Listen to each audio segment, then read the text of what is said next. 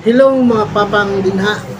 Ani usab kita sa lakaw para sa kabag-uhan alang sa kaayuhan sa tanan.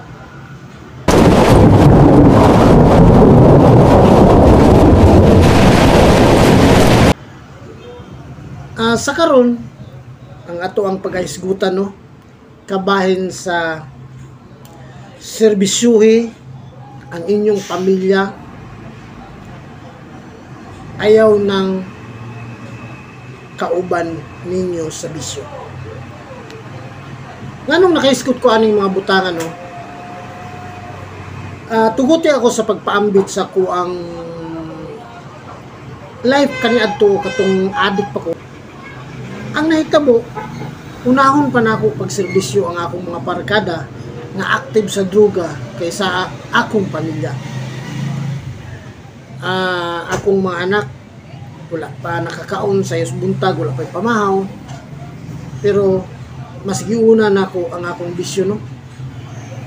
Sayo pas buntag nilakaw nako dayon tuwa na sa barkada. Pag naaga ni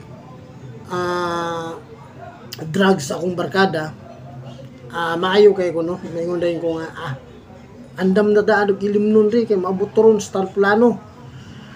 Dayon kinanglan pag abot niya ato gitong palanggaon kay para makasuyop ta.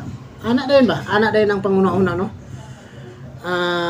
Dayon unsay isugo pod sa ako migo nga daghan og droga.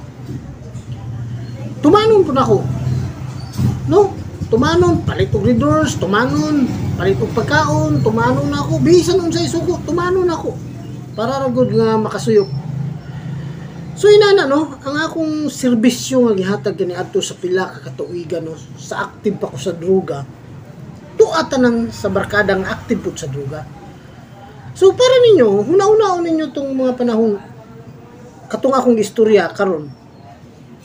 Maayo ba to? Aduna ba to siya ikadait o ikahatag nga maayo sa ato ang pamilya o sa ako ang pamilya mismo? Nga biyaan ang anak, wapay kaon, tuwaan sa barkada, muabot, kadlaw na, nakatulog ng anak, nakatulog ng asawa, kaya pangapoy naghinulat. No? Dayon paabot, hubog pa, tama pa kay sa bisyo.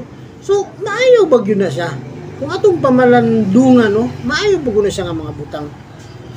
Kung usa ka bisyoso nga tao.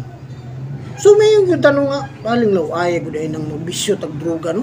Inana day na. Oh, inana jud. Inana jud ang may tabo. Kay naagyan na nako sa ko ang kinabuhi no. Ang pamilya kung usa ka bisyoso nga aduna kay pamilya o mismo imong pamilya nga original gid mo. Usa ka problema sa mga pamilya. Ako sa una, sa ako kadakong problema sa akong pamilya no. Naglisod sila og sabot nako. O kapatuyang ra gyud ang ako ang bisyo. Kay ngano, tungod lagi kay naadik na sa droga. Ang akong serbisyo tuwa sa barkada na ako nga draghan og droga. Wala sa akong pamilya. So dako kay siya nga sayop no. Dako kay siya nga sayop nga nabuhat sa akong kinabuhi. So manang naa ko ron diri para ninyo, para muhatag og advice nga kung kamo usa mo ka suffering addict, kana siya dili ko na sa maayo yung buhat. Dili gyud na sa maayo. Tugan lang tamo mga papang no, dili gyud na maayo yung ginabuhat. Nga magsige ra magsuyop pagkaugma suyop tapod kay ngano. Atong paminaw lami ang droga. Pero wala alkansi day kay atong kinabuhi no. So dili na siya sayop na siya pag sinarayo sa kinabuhi. Ilabi na maghisgotag serbisyo. Ang atong serbisyo to ara sa mga barkada nga gatik og duga. Magpaulipon gud ta dito. Dako kay na siya nga sayop. Dako kayo ang oras nga nawala sa atong tagsa-tagsa ka pamilya. Kung ato pa na siyang giyagiyahin sa atong pamilya, taas na kay ang atong achievement sa kinabuhi. Nahimo na tang successful nga pagkatao. So muna no, timan-an na to na siya nga mga kwan. Dili ko mo istorya ninyo ani kung wala po nina ako naagian sa akong kinabuhi. Munang naako ron, mga papang, mga suffering addict din ha, no? Nga, magkuyog kita para magbagutas sa atong kinabuhi. Kuyog ta, aron mabago ta sa atong kinabuhi, aron mahimo na tang epektibo sa atong pamilya. Mahimo na tang maayo mo serbisyo sa atong pamilya. Mahiuli na ta sa normal ug mabuhat na nato ang normal, unsay normal sa kinabuhi alang sa pamilya.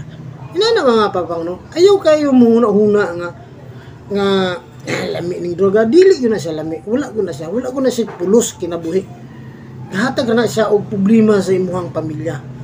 Nga imbis imo na siya palanggaon ang pamilya, tuwa imong pagpalangga tuwa sa imong barkada nga walay mga silbi. Kaya tungod ra sige huna-huna og droga, kadautan ra ang gihuna-huna. Kung huna-huna to na ato gyud huna-hunaon, bisan aktif pa ka sa droga, pamalandungin kamay, bisan usar ka minuto, mayon ka sa imong kinabuhi nga matay, di gyud ni maayo kung gibuhat. Dili gyud ni maayo. Ako guni kay nga sayop. Pamalandong usar ka minuto nga tinuod nga pamalandong. Tanawa ang imong lakaw sa imong kinabuhi isip usa ka adik. Dili gyud maayo. Dili gyud maayo. No? Kaya ako experience na ako sa akong kinabuhi nga lugi kay ko sa akong kinabuhi. Tungod kay na pasagdan ako akong pamilya tungod sa bisyo. Inana mga papang no, kinanglan na ako din para mohatag sa inyo og mga advices sa sa isip ko sa ka-addict no, suffering addict nga ganahan magbago. So ato na siyang buhaton, dili man siya mabuhat na to, dayon karon day. Pero hinumdumi nga patag adlaw-adlaw natay obligasyon sa pagbuhat nga mahilayo ta sa tuang bisyo. Dili ta mahiduol sa tuang bisyo no. Ato siyang palayan. Kung aduna tayong mga barkada, kanunay na ako nang ginabalik, no? Kaya tungod maor ni siya hinungdan mo sa ato ang bisyo, ang barkada. So kung nakay barkada, palayo, guga, balik yung nun ka nga, lain na maguna siya, kayong mahambog naman. Ay, nga naman kung mahambog ka, basta kayo imong pamilya, ikaw sa imong kinabuhi, o imuhang sa kinadipukan, nga galantaw ni mo, imong naluwas ni mo, kay, namahimo naman kang mayong tao. Ayaw tuwa ng mga ahambog na niya, ilar na, no? Ilar ng mga terminolohiya, ilar ng mga pulong. Isip ko sa kaadik nga hambog kay ni siya, tikalong kay ni siya, layo na. Dili kahambog kung magbago ka. Actually, dili maayo kang tao kung gahatag ka og direksyon sa imong kinabuhi nga magmaayo ka na dili na ka mag-isyo. Usa ka kamaing tao. Kana ilar na termino sa mga adik ng mga tao no. Ay tuwa na. Diri paminaw nako para makasunod ka unsay mga maayong pagbuhaton sa kinabuhi nga makalingkawas ka sa imong bisyo sa droga. So mga papang inana, kinanglan ato ko na siyang tan-awon, ato ko na siyang katunan, ato ko na siyang maminaw gyud ta sa matag istorya nako, maminaw mo no para may makatunan mo unsa ang angayan nga pagabuhaton. Nga dili day nato angayan serbisyuhan ang mga tao nga aktif sa droga. Dili ta mo serbisyo sa atong pamilya. Kaya mauni ang tinuod nga pagserbisyo sa kinabuhi. No mauni ang tinuod nga sa katapusan mauni mo tabang nato. Asa makakita sa katapusan ang kauban nimo aktif sa droga ni tabang nimo? Wala di mangani nga pakita na nyo kung patay na ka. Kaya nga no, mupulaw mo na sila. Mupulaw mo na sila sa imong minatay. Inana no, dili inana. So, laylo ka na, laylo anang mga tawana nga mo'y makahatag sa imong kinabuhi nga dili na ka mantigo mo serbisyo sa imong pamilya na hinon tungod nila. So, laylo nila, imong pamilya, focus sa imong pamilya. Sama sa akong gibuhat karon nga bisan tuod dili na ko naangkon ang tanan, wala sa ako ang tanan puno nga mga unsa din ano sa in terms of material things. Pero ang akong akatar akong relasyon sa akong pamilya tinuod. No? Kay nga no, unsay rason usara tungod kay gibiyaan ako ang bisyo nako nga pagka-addict. Tungod kay gibiyaan ako ang druga sa akong kinabuhi. So manginaot ko mga papang aduna mo'y nakatunan karong adlaw sa akong vlog. Kung para ninyo makatabang kini, please subscribe to my channel Sam's Transformation. Ug i-share po sa uban nga mga suffering addict no nga ganahan magbago.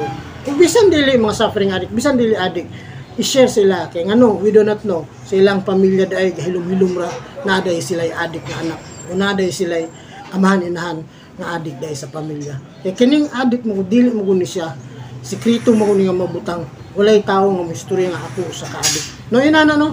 So daghang salamat mga papang sa inyong pagpaminaw karong adlaw, nginaut ko nga aduna sad mo nakatunan sa akong vlog karon, kini mao ang lakaw para sa kabag-uhan alang sa kayuan sa tanan.